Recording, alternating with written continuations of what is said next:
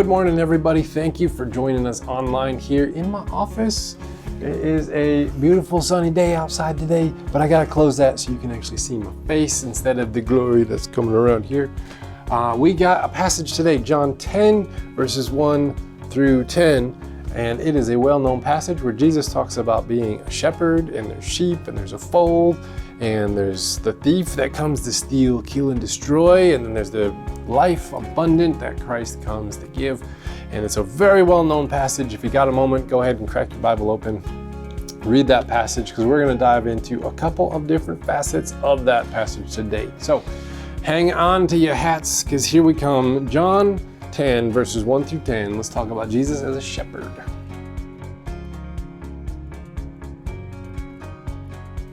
All right, when my son was 6 years old, he wanted goats so bad. So we spent weeks cleaning out our barn and building pens inside of it. And then we showed him all the work that was done. And he came up to us and whispered, and now we can get goats. So we found a local farmer, and she sold us 2 baby goats just ready to leave their mama. And she delivered them the day before his birthday party. And then we hid them in the barn and brought them food and water and checked on them all through the night. And then on the day of his party, we put collars around them and a leash on them, and we brought them in the house for like the big unveiling of the party in the midst of it. And he just loved them instantly, and ever since, and we've had them 10 years, and this is as close to shepherding as I'm ever gonna get. So when we talk about Jesus being a shepherd, we need to have a basic understanding of how that works, and it's rather different. Today we're in John chapter 10, verses 1 through 10. Jesus refers to himself as a shepherd and a gate and sheep and folds and all this stuff that's going on, right? Now a shepherd would often be hired by families of an entire town to care for the town's sheep. And during the day, he would lead them to food and water and protect them from predators and all that kind of stuff. And then at night, he would lead them into a sheepfold, which was a rock wall that was a circular shape.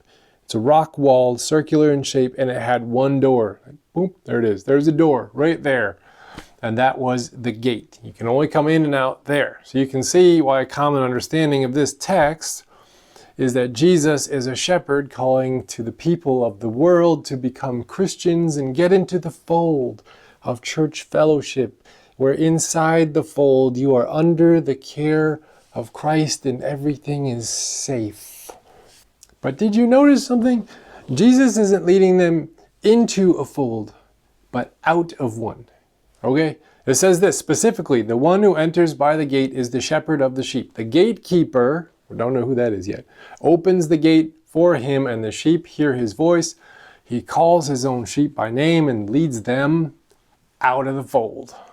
Okay, so my question is, if the fold is not some safe little Christian haven, but something else that we need to be led out of, what is it? That was my question. What is it? If this story was Jesus walking around the earth calling out for people to come follow him and get into my fold, then the folks listening would have figured that out. But it says in verse 6 that they didn't understand what the heck he was saying. Now, the Orthodox Church believed that this fold, this whole passage, refers to death. Well, that's crazy, right? The main point of the Gospel of John, all 7 signs point to this moment where Jesus says he's going to defeat death, the ultimate enemy of God's good creation. So what about all those who died before Christ defeated death? That's the question, right? Orthodox Christians believe this passage is Jesus entering death on Good Friday and leading the captives out in some great exodus back into God's presence. Now, later in the passage, in one that we didn't read today, Jesus refers to himself as the good shepherd who lays down his life for the sheep. Because Christ lives perfectly and dies willingly in surrender to God. And the gatekeeper, death, must let him in because he did this. And Christ can then lead those out of death and into safety. And you and I are called to live in the same self-sacrificial manner that Christ did, in faith that if we live surrendered, it brings about life. Howard Thurman says this: surrender is the key to freedom. It is the ultimate act of faith. We don't have to fear surrender or loss or sacrifice or humility or gentleness. These aren't weaknesses. Christ did these things perfectly and defeated death with them, proving that love is the most powerful force in the universe. So if you want to see your world changed, if you want to see healing and reconciliation and peace and well-being and human flourishing, you don't have to try to gather power and greatness to yourself and then wield it upon the world. And you don't have to put your trust in anyone who promises greatness in the same manner. Because how you get something determines who you are when you have it. You don't have to sell your soul to gain the world. You don't have to trade love for power. All that is needed is faithfulness to this way of Christ.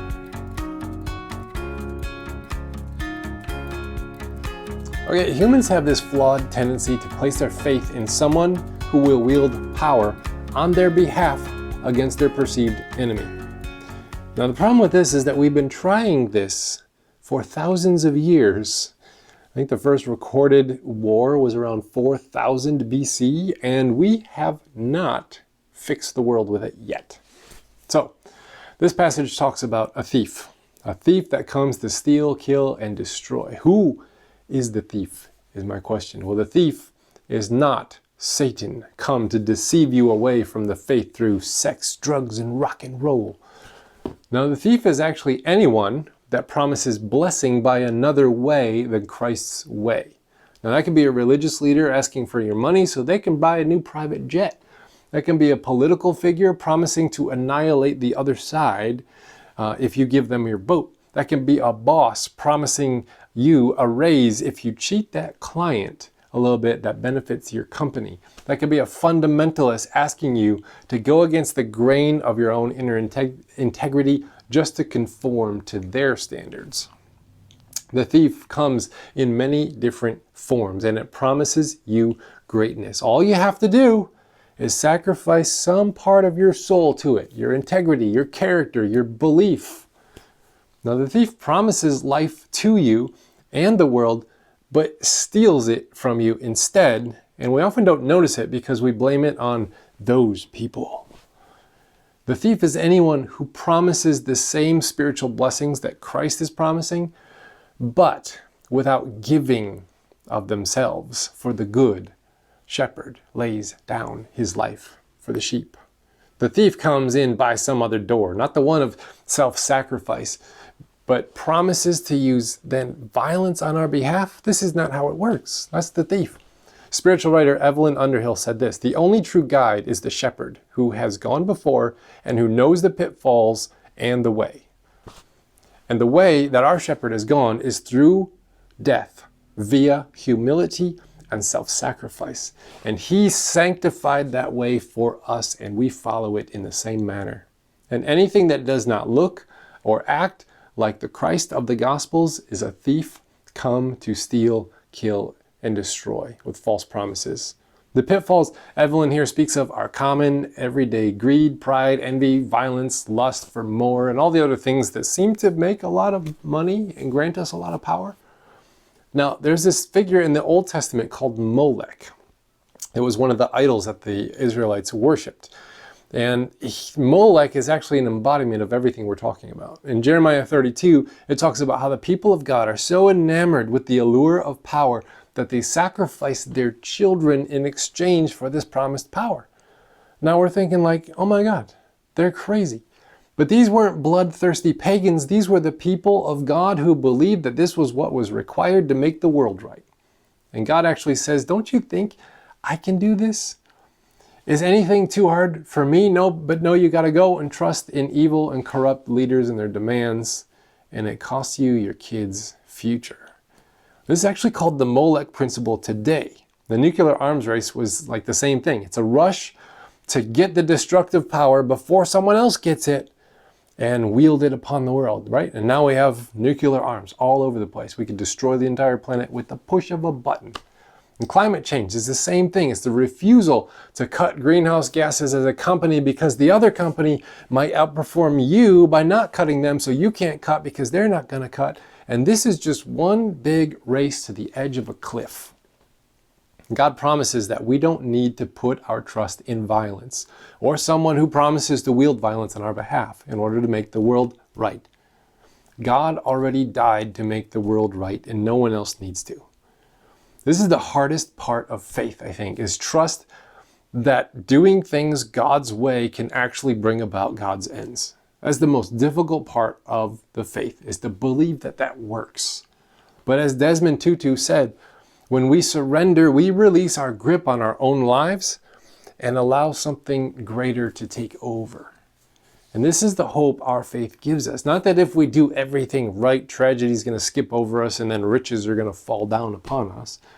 Instead, the promise is if we can pray and act, thy will be done on earth as it is in heaven, we might find pasture. Christ is the gate. We have to go through him. And he actually showed us how by modeling this way of being.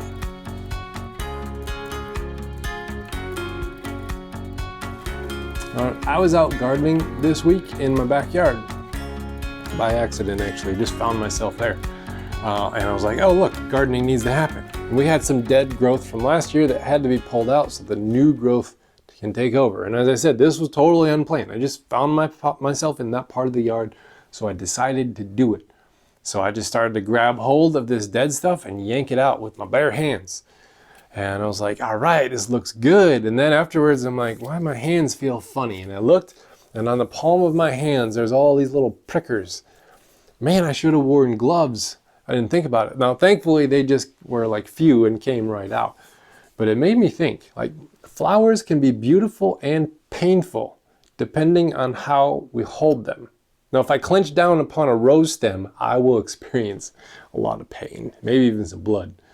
But if I rest a rose stem in my hand, I will experience beauty. Now, it's really hard not to grip down upon the beauty of life. I always say something like, the pictures just don't do this sunset any justice. Yet I still took the picture. Like, something within me said, capture this moment, hold on to it. Now, there's nothing wrong with photography. I love to see well done photos. It is an art form. Keep taking photos. I'm talking about a posture of life when we need to look out.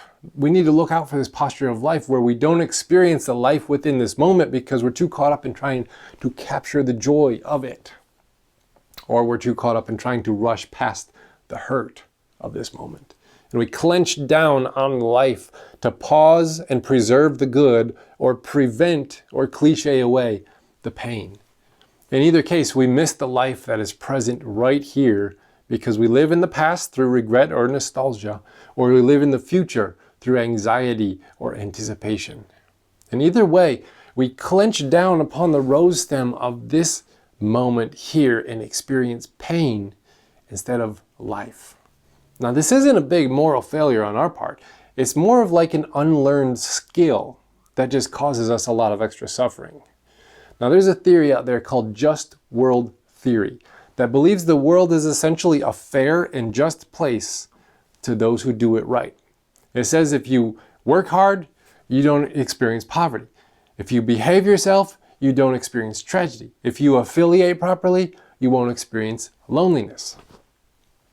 But then there's opposite side of this coin that says if you are experiencing anything bad, like chronic illness or abuse or poverty or mental illness or loneliness, well, it must be because you did it wrong or you didn't do enough, because this world is a fair and just place. There's just rules that you got to follow and stuff that you got to do. And as long as you do those things, everything's good. It must be because you're lazy that you brought this poverty upon yourself, or you just need to find that silver bullet for your health and then you'll be feeling great.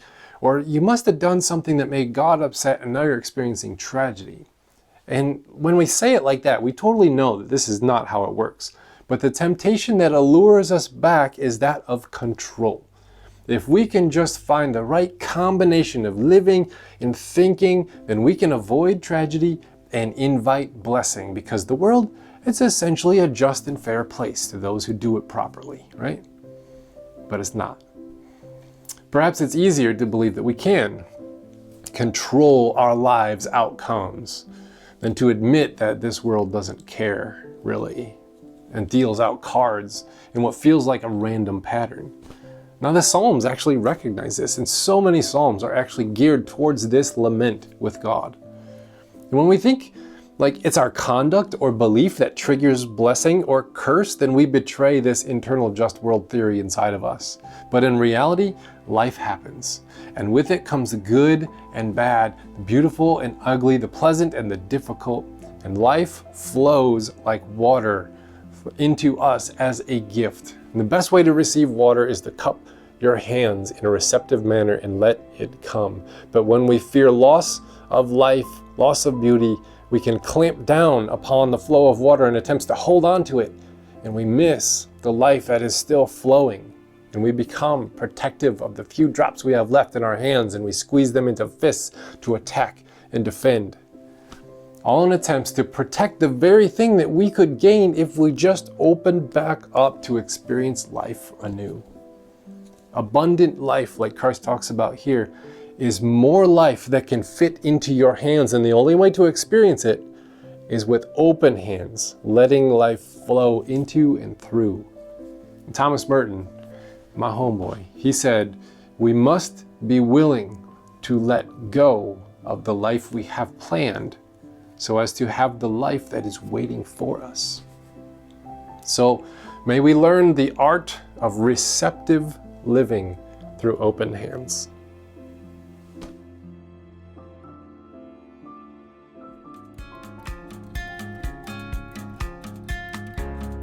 Well, thank you so much for joining us here online in this digital space. It's just a pleasure to have you here, and it's just a privilege to think that you are watching from wherever you're watching, and I'm thankful that you're with us. And I hope you found some hope, help, and healing today from this passage, maybe a perspective that helps, maybe a practice that you can do. Hope that something here clicked with you. And if it did, and you'd like to partner with us and kind of join our community online, you're more than welcome to do that. We meet in person, 10 o'clock here in Langsburg, in downtown. Big, tall, white church outside on Main Street. You can't miss it if you're here. If you live too far away for that, then you can join us here online. You can like, subscribe, comment, share, do all that stuff you know how to do. I won't tell you how to do it. You can do that if you want to partner with us financially. Every little bit helps because we're a small church trying to do some big good out there in the city of Langsburg and the land of the interwebs. So there's some giving instructions down here on your screen. There's a little boxy thing up here. You can take your picture and do that and go there and set it up for one time or recurring, and we would love to partner with you that way. So I will see you next week, and peace out. We're going to take on getting to Pentecost. We're aiming towards Pentecost. We're almost there.